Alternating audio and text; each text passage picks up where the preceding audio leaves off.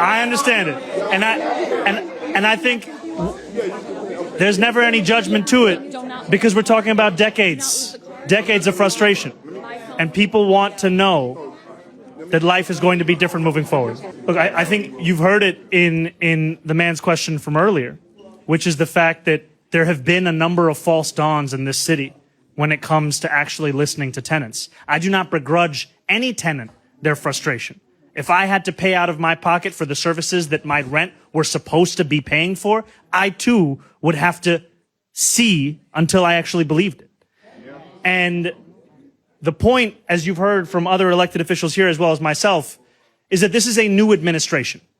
This is an administration that makes very clear that there is no tolerance for impunity.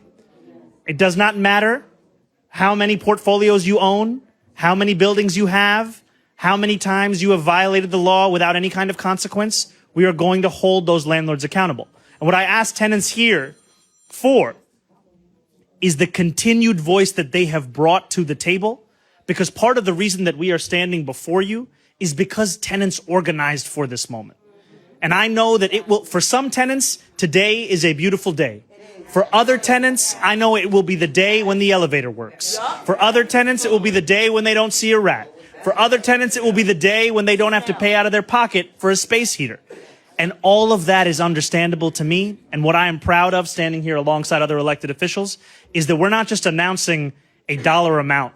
We're talking about a chief restructuring officer, an immediate hiring of a property manager, the freezing of the landlord's accounts, the money that would have otherwise been taken away from tenants being now reinvested back into tenants' lives so that tenants can actually start to ask questions about their own lives and not about the lives that landlords should have been providing for a long time ago.